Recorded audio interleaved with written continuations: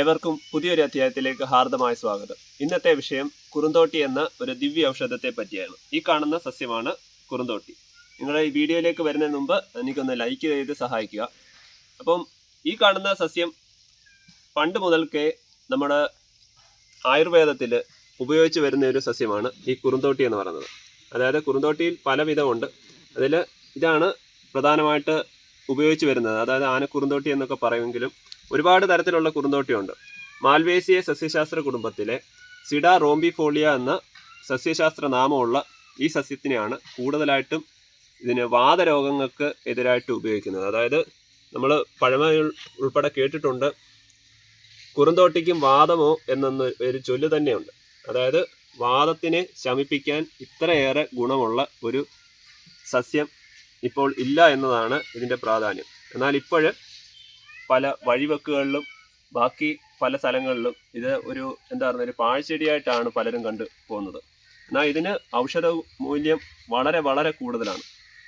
ഇതിൻ്റെ വേരുൾപ്പെടെ ഇതിൻ്റെ ഇല ഉൾപ്പെടെ സമൂലം എല്ലാം വളരെ ഔഷധ മൂല്യമുള്ളതാണ്.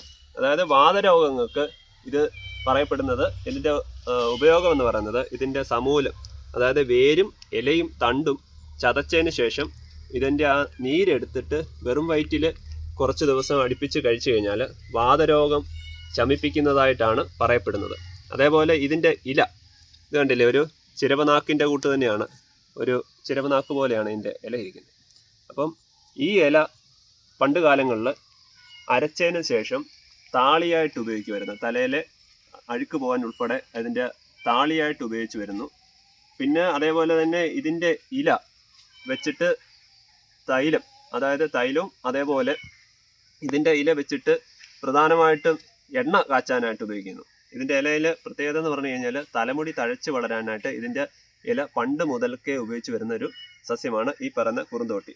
എന്നിരുന്നാലും വാതരോഗങ്ങൾക്ക് ഇപ്പോൾ പ്രധാനമായിട്ടും നമുക്ക് കാലിന് നീര് അങ്ങനെയൊക്കെയുള്ള ഇതിൽ പ്രധാനമായിട്ടും ഈ ഒരു സസ്യത്തിൻ്റെ പ്രയോജനം പരമാവധി ഉപയോഗിക്കുന്നവരുണ്ട്.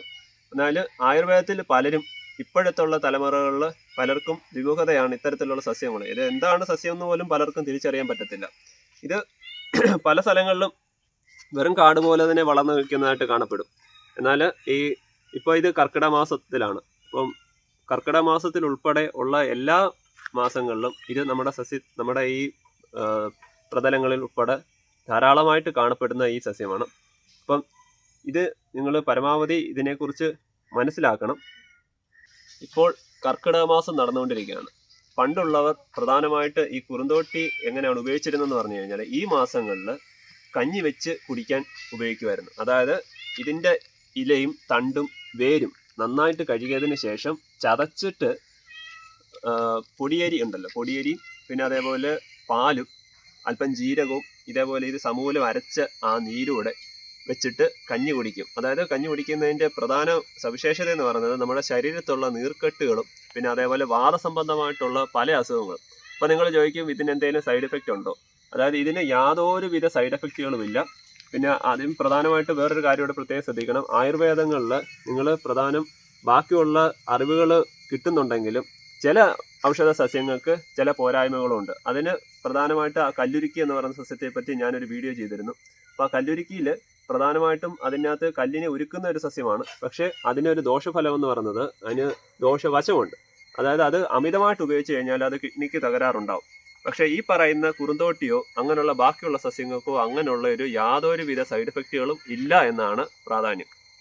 അപ്പം ഇത് നിങ്ങൾ ഇതുപോലുള്ള ഈ കുറുന്തോട്ടികൾ നിങ്ങൾക്ക് കിട്ടുമെങ്കിൽ ഈ കാലഘട്ടത്തിൽ, അതായത് നമുക്ക് ആയുർവേദത്തിനെ നന്നായിട്ട് മുന്നോട്ട് കൊണ്ടുപോകേണ്ട ഒരു കാലഘട്ടം തന്നെയാണ്. ബാക്കിയുള്ള ഇംഗ്ലീഷ് മരുന്നുകൾ പോലെയല്ല, ആയുർവേദത്തിലും പ്രാധാന്യം അർഹിക്കുന്ന പല പല സസ്യങ്ങളും നമുക്ക് ഇപ്പോഴും മനസ്സിലാക്കാത്തതായിട്ടുണ്ട്. അപ്പോൾ ഈ ഒരു സസ്യം നിങ്ങൾ എവിടെ കണ്ടാലും ഇത് നിങ്ങൾ ഇതിൻ്റെ പ്രാധാന്യം മനസ്സിലാക്കുക. ഇത് താളിയായിട്ട് തലയിൽ അരച്ചിടുന്നത് ഏറ്റവും ഉത്തമമാണ്. അതായത് തലമുടി വളരാനായിട്ട് ഇതിൻ്റെ എണ്ണ കാച്ചി തേക്കുന്നത് ഏറ്റവും ഉത്തമമാണ്. പിന്നെ അതേപോലെ ഇതിൻ്റെ വേരും സമൂലം അരച്ച് ഇട്ട് പിന്നെ കഞ്ഞി ഉണ്ടാക്കി കുടിക്കുന്നത് നമ്മുടെ വാതരോഗങ്ങൾ ശമിപ്പിക്കാൻ ഉത്തമമാണ്.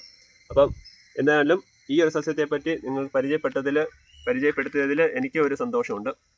അപ്പം ഈ ഒരു വീഡിയോ നിങ്ങൾ ആദ്യമായിട്ടാണ് കാണുന്നതെങ്കിൽ എൻ്റെ ചാനൽ ഒന്ന് സബ്സ്ക്രൈബ് ചെയ്യുക, ലൈക്ക് ചെയ്യുക, ഷെയർ ചെയ്യുക. Thank you.